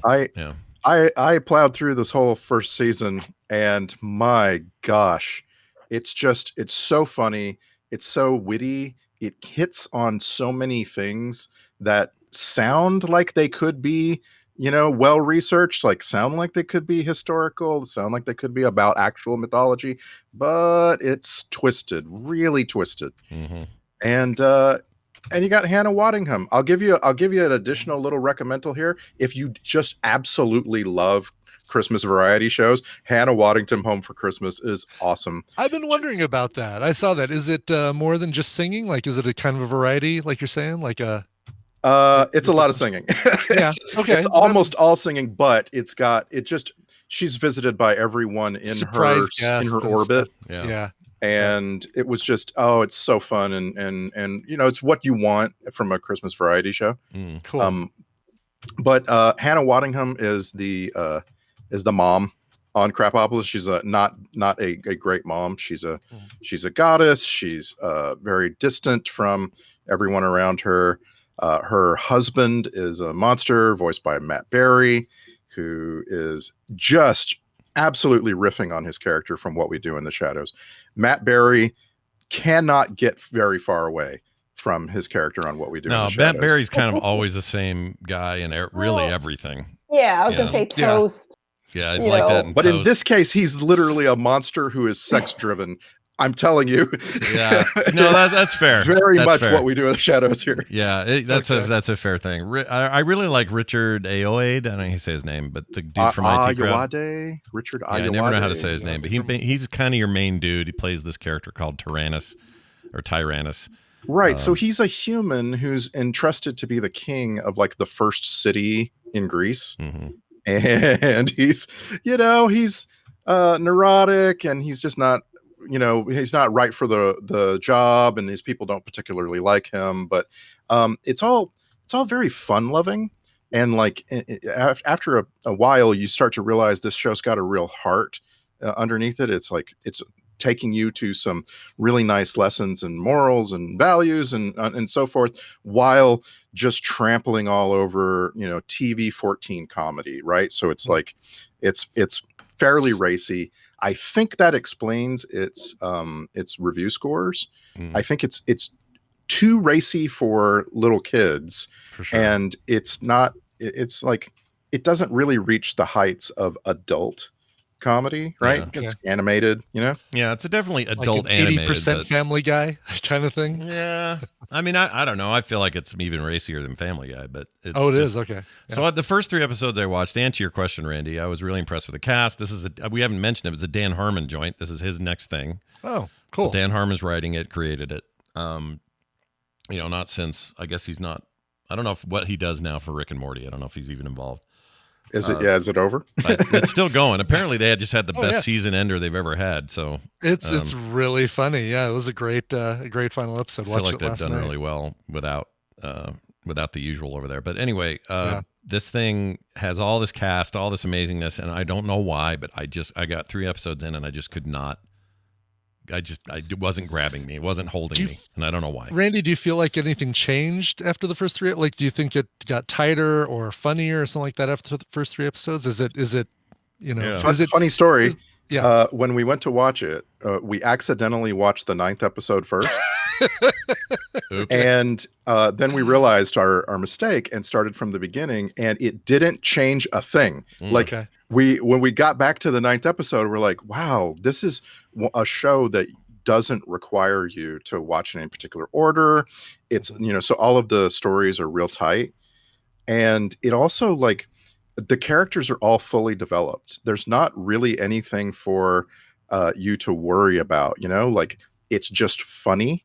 And a lot of the humor for us came from the fact that my kid is a history buff and really, really loves like all of the references to the Greek gods and so forth. And that's something that I wonder if Scott, like, if like when a joke just is purely a reference to a Greek god's weird behaviors elsewhere, Yeah, like maybe that didn't work. I don't know if it's that specific. It just wasn't. I don't know. I can't explain it because it's got all the ingredients I would normally like, and I'll probably go back and revisit it again because and the reason I ask that is because usually 3 episodes is a barometer for me. If I don't like something after 3 episodes, unless somebody says, "Oh yeah, no, stick with it," because they figure things out in the 5th episode or something like that. Yeah. But if you're saying that no, it's like if you don't like the first 3, then you're probably not gonna. Yeah. It's not like I just had. It isn't like I had no taste for it at all. It was just like. I don't know. It just wasn't grabbing me. And they've got great guest stars on here. John DiMaggio has a couple of shots as Donnie the every Cyclops. episode. It's a game of who's that voice every episode. Yeah. Keith David's in this thing for 4 episodes. Yeah, he's a recurring character, but like you're constantly getting an episode where you're like, "Oh, that's Susan Sarandon. Oh, listen. I think I hear Steve Buscemi." Yeah. Like, which is every episode. And you hear a lot of those people too on Rick and Morty, like doing guest voices and guest appearances. Keith David, like every 3rd episode, he's. Yeah, I think I'm going to give it another shot at some point. I don't know why it didn't grab me because when I heard about it, I went, "Oh, this is for me. This is for me." And I watched it and went, "This is not for me so much." I don't know why. I can't even put my finger on why. I don't know what it is. I enjoyed this so much that I went and watched the behind the scenes clips because, there's a bunch of them in Hulu. And oh my gosh, like that, just like every single person they had, like they're talking to Duncan Trussell about his development of his character. And oh my, Pam Murphy is freaking amazing in this show. She's the one that you heard yelling about she's going to eat a baby pig. Okay.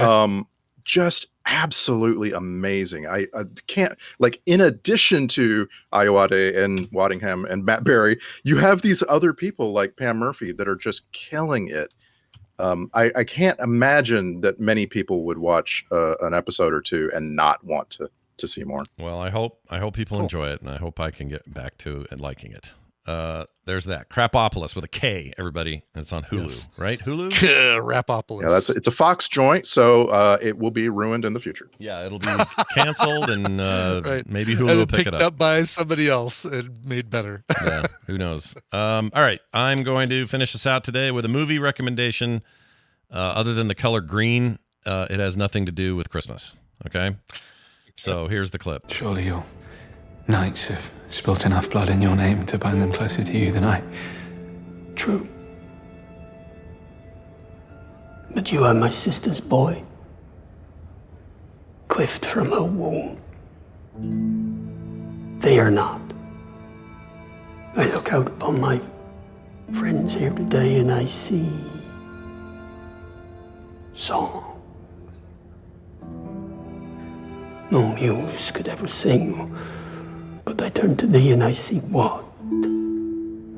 I recognize, but I do not know thee. I say this not in reproach, but regret. Okay, that's one of my favorite actors in the world, by the way. I love that guy. His name is Sean Harris. You know him from Rome and a ton of other British stuff. Anyway, he's not really in this movie that long, but he does a really good thing at the beginning, so I figured I'd put it in there. This movie is called The Green Knight, and it came out, 2021. I remember at the time, everybody I knew said, Scott, you got to see The Green Knight. You're going to love this movie. It's crazy. You got to see it. And I just never got around to it. I finally did. This is one of the weirdest movies I've ever seen. I still kind of don't know what I watched in a lot of ways. And I love movies like this. I like movies that leave me thinking and wondering. It's very apocryphal and very steeped in lore that I'd never heard of. It's kind of a side story to some Arthurian lore that exists that I'd never heard of. It's set during that time. So we're talking like, I don't know what era or what decade this is, but we're in like the 16th, 15th century, something like that. And Dev Patel plays a character called Sir Gawain. Gawain. I always say it wrong. I mean, you saw the movie. Maybe they pronounce it differently, but one of the Knights of the Round Table. Yeah, I can't remember, but he's the one you never hear about this guy. And this is his quest as sent by the king. And they only just call him the king. They don't call him King Richard. They don't give him any of these people real names for the most part. His mother is just called Mother. Joel Edgerton's in this for a brief couple scenes. He's called the Lord. You'll recognize Kate Dickie in this. She plays the queen along with the king, and you know her because she's the one that's the wackadoo in Game of Thrones, the sister that has the hole. from the Eyrie. Yeah, the Eyrie. That's her.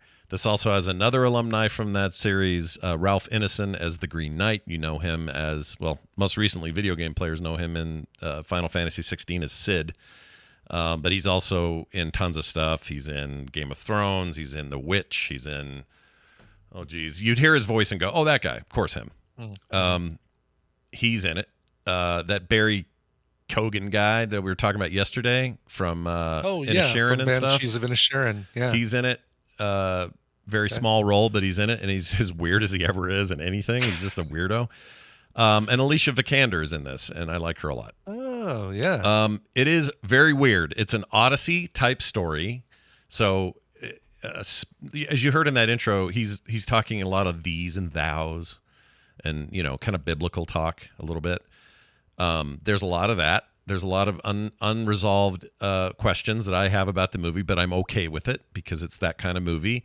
The Green Knight is an actual character played by Ralph Ineson, who is literally like a dude who's half tree and half dude. So he's made of like green bark and all this. And then you have to go on a quest that has to do with him. That's all I'll say about that.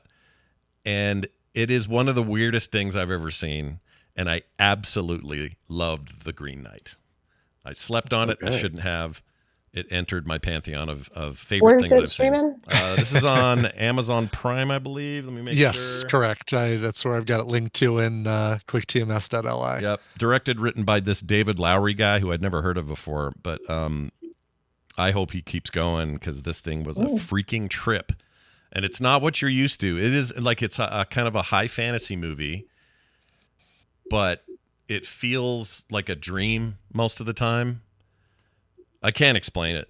That's just, it's beautiful. It's acted extremely well. There are moments of real discomfort. There are moments of real sort of jubilation. It's confusing. I've been studying the ending on Reddit.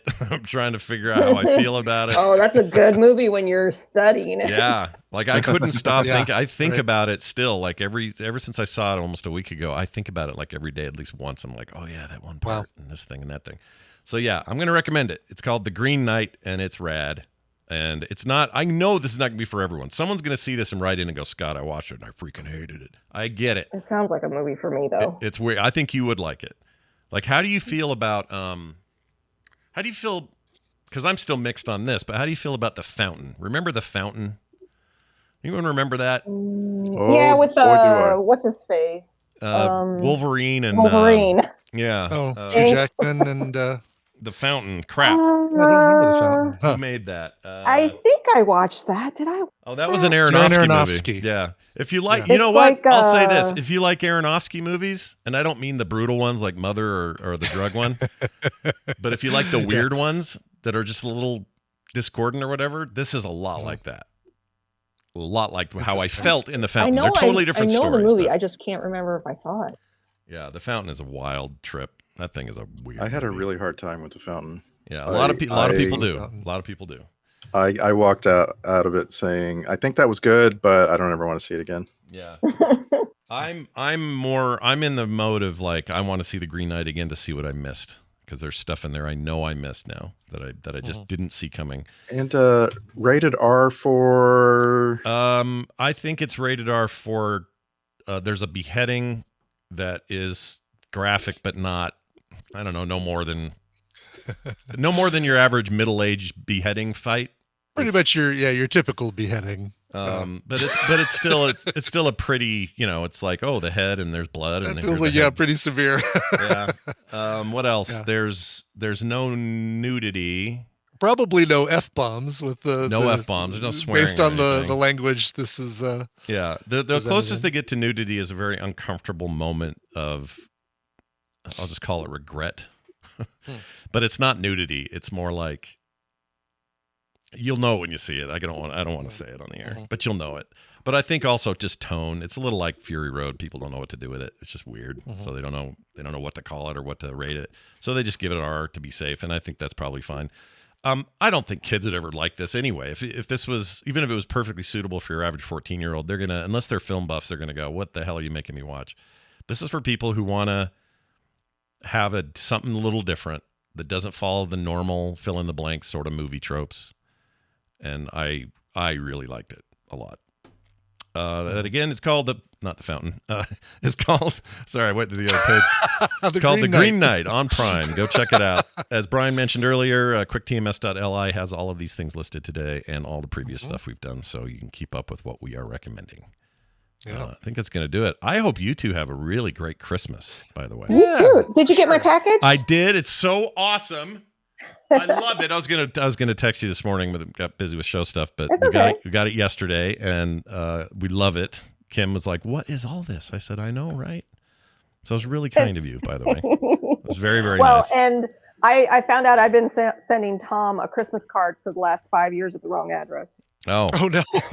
I did that. I did that. Get him back? I just now, and it says on it, "You've been sending cards for 5 years. He no longer lives here." Oh, hilarious! So they've been, instead of like sending you something at the very beginning, they just said, "Yeah, they'll figure it out." So I've been giving some stranger a Christmas card. I did it to Fletcher for 9 years, so don't feel bad.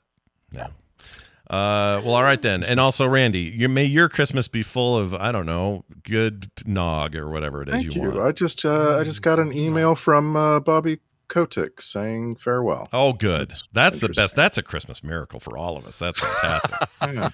Well, enjoy yourselves. Have a great time. Be safe. And don't drink. Or I guess drink. Do whatever you want. I don't care. All right. We're back to life. Back to reality. Let's get out of here. Before we do, a quick text. Somebody who wants to say thanks. And we know him because he sends us cool stuff all the time. Brian and Scott, this is Mike Pacholik. This is him talking. Mm-hmm. I just wanted to say thank you for the entertainment and all the laughs. It makes me my drive to and from work less of a chore, but people in other cars must think I am a nut since sometimes I get laughing so hard I look like I'm insane while driving.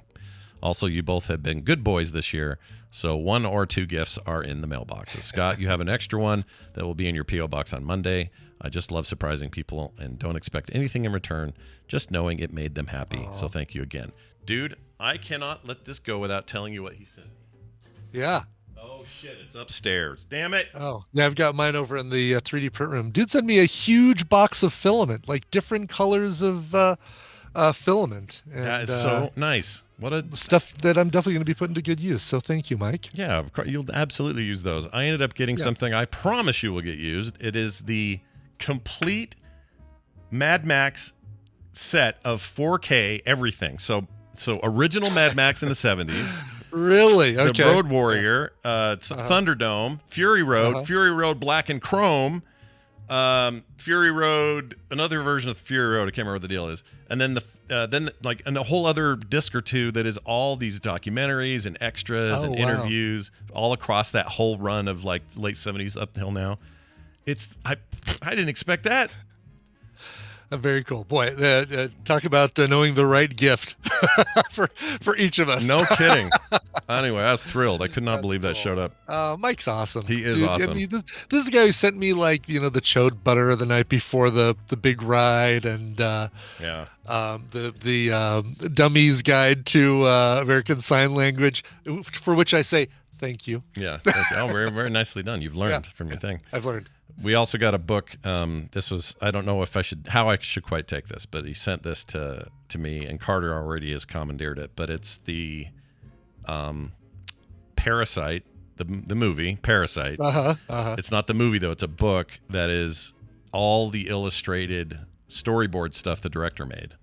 Oh, that's cool. So God, yeah, don't look at that until you watch the movie. Oh, yeah, I'm not going to read that yet. Spoil things. Yeah, but I've never had more motivation to see a movie than him sending a thing that I do want to read, and so that may work. He may have pushed me over the edge. That might have done it. Okay. So thanks a lot, Mike Pachulik. You're the man, and may all your Christmases be white. I don't know why I said it that way. You can text us anytime you want at 801-471-0462. You can email us, filmsack@gmail.com. That's going to do it for the show. We should get out of here. I bet we have a song lined up that will take us out. What do you got? We absolutely do. And we're getting close to the year. So I'm pulling in, like grabbing certain dates. Sometimes they match up, sometimes they don't. This one actually does match up. Jason wrote in and said, "Hey, Snow and Blitzen." I don't know. Coming up with S and B names is hard. Since it's Christmas time, could you play a cover of Frosty the Snowman by Tara? This song sounds like it could be used in a trailer for a snowman-themed horror movie. Totally does.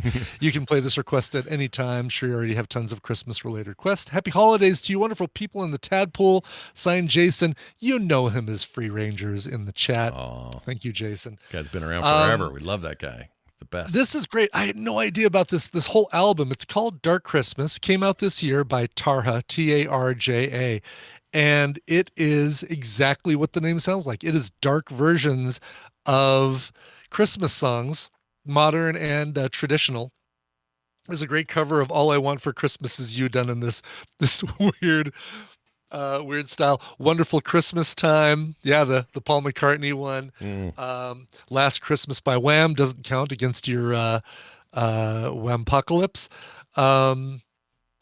"White Christmas," Jingle Bell Rock. This is if you really want to like turn the lights off in your house, get down with some really weird, creepy Christmas music, this is the thing to do. It's Tarja, Tarja. Here is her cover of Frosty the Snowman, going out to Free Rangers. Get more at frogpants.com.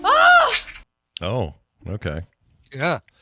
I got whammed last night at trivia. They played Last Christmas, and apparently there were a few people in the bar that were playing because